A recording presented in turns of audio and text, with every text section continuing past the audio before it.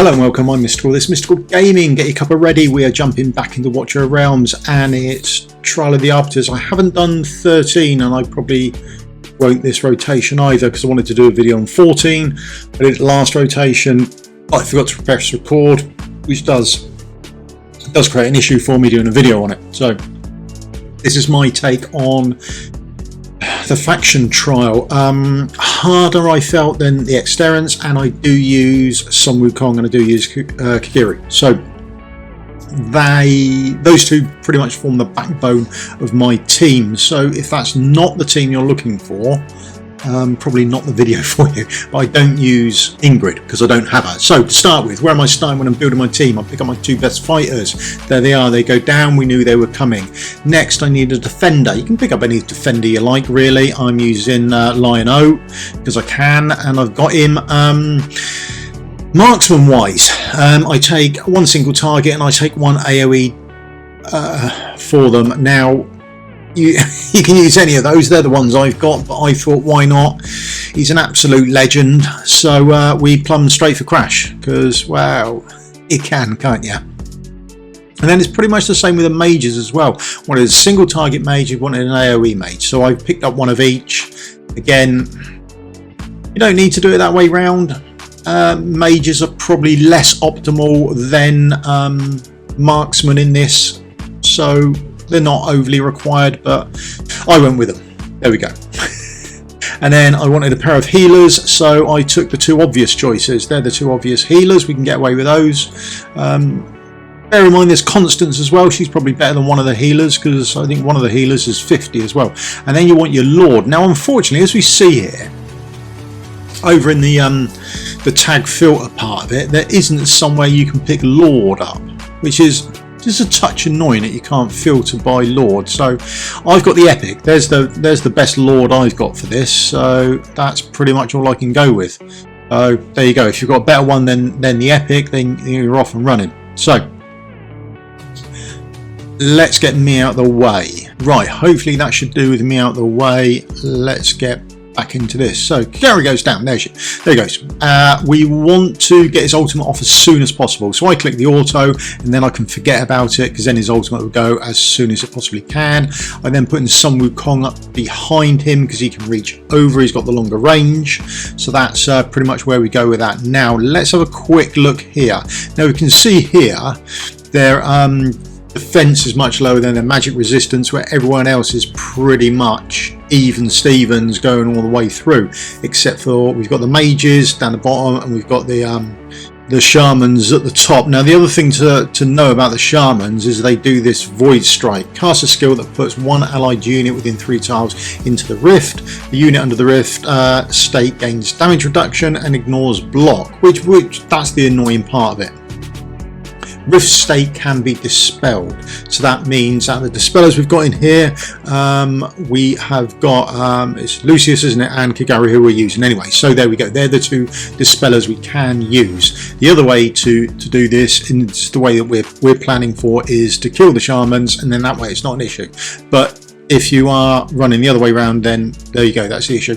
Now this is the other reason that why you might want more marksmen than you do mages, because everyone else is pretty much even on their defense and magic resistance, with the exception of the shamans and the mages. They've got higher magic resistance. So if you're taking just marksmen as opposed to mages, I don't think you've got a major issue there. I think that'll probably work out slightly in your favor. Okay,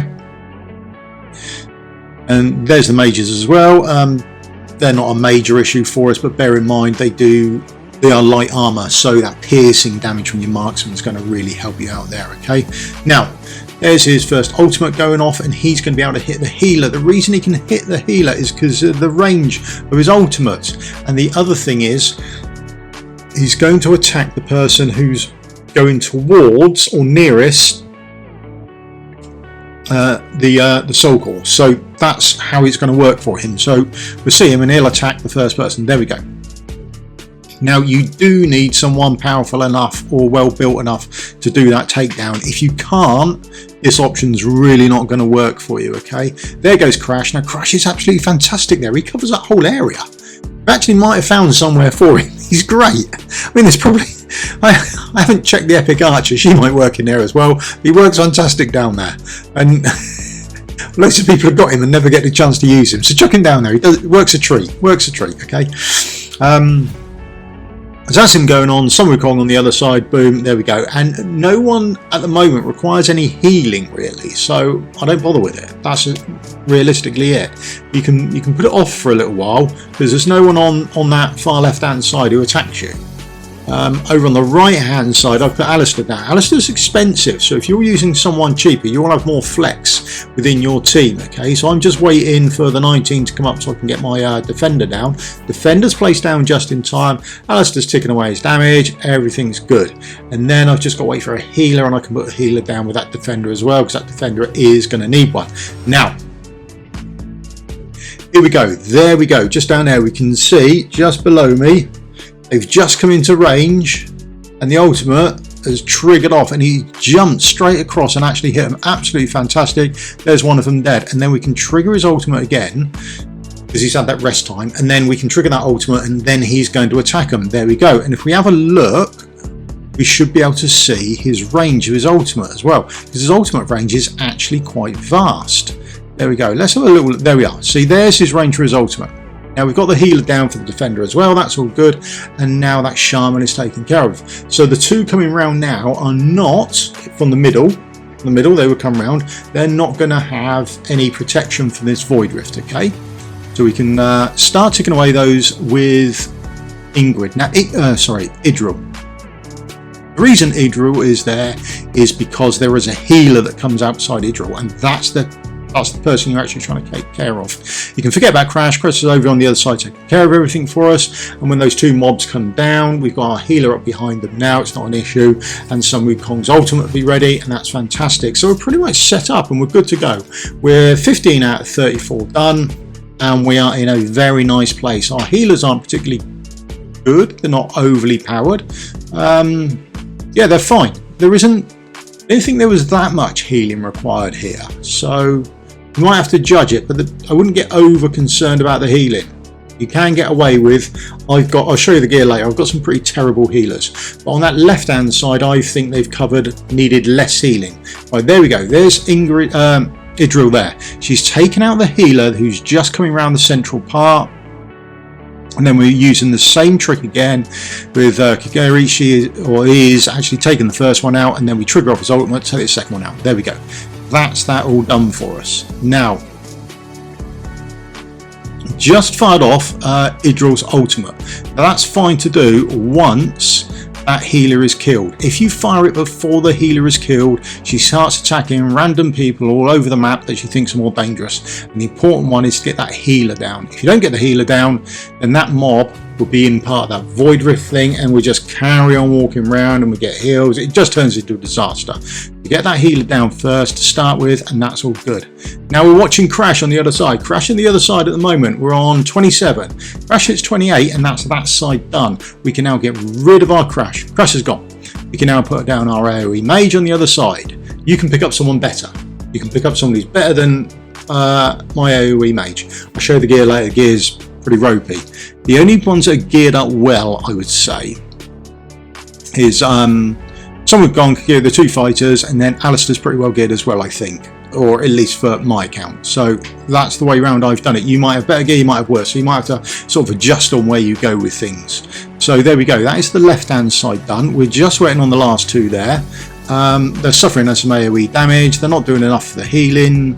We can overcome them for the heals, and yeah, pretty straightforward. Alistair will have his ultimate ready in a minute, so we can tick that off.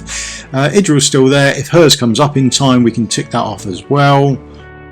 Essentially, that's the fight done. It's okay. Not as easy as the S Terrence. I found that to be much easier. But there we go. That's I've done this on 14. If you've got less gear, you'd be able to use this on 13, I'm sure, without too many issues. But you'll have to sort of test and adjust where your gear is and where you are within the game. And that's it, 3-starred. I made sure I had pod off. Please feel free to go back and check. I didn't point it out when I started the video. I should have done. My bad. There we go. Let's have a quick look at the gearing of everyone then. Okay, so our Lord has got have no gear on, didn't use him at all, makes no odds. So here's the first one. Now I haven't checked if they're any good for Infernal Roar. I've got them in Soulbound Arcana, but have a check of them to see if their ultimates work with Infernal Roar. You might be able to go that way round, have that burst at the beginning as opposed to having to worry about building it up. And Sun WuKong's the same.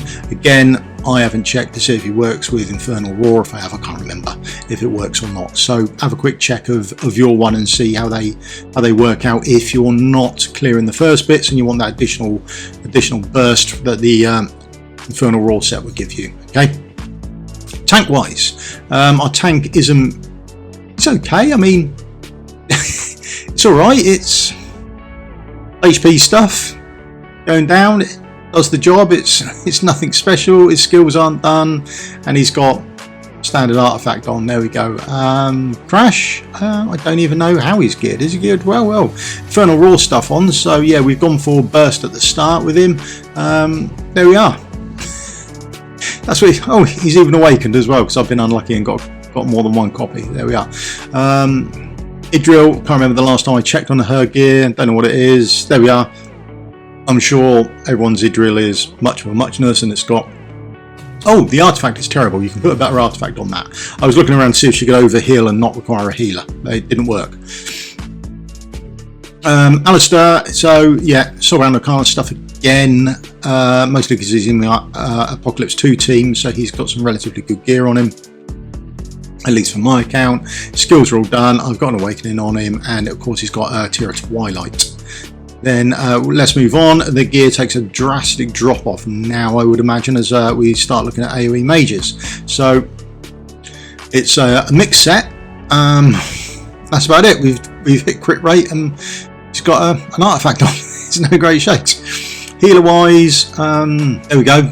Got some Wings of Grace set on. I don't even know how good it is. It's not going to be particularly good. Attack speed, and then we've got the healing effect for the watchers. Remember, healing effect diminishing returns once you go over about 150. Really drops off the plot. Okay, and then we've got, she's level 50. About time she got some playtime. She's only level only awakened to 4. All her skills are done. I haven't awakened her fully up. I wonder why not. She okay, you need stuff to do it. Didn't really. Okay, artifact, and there she can speed everyone up, but it's not really required. There you go. That's the team I used. The first two are really key. I'm not overly happy with them. Maybe I'll have a look around to see if I can get a lesser two than those two to actually push the team forward, but other than that, I think it's quite doable for most people. But remember, this is sort of more pushing towards the end of the game content as well.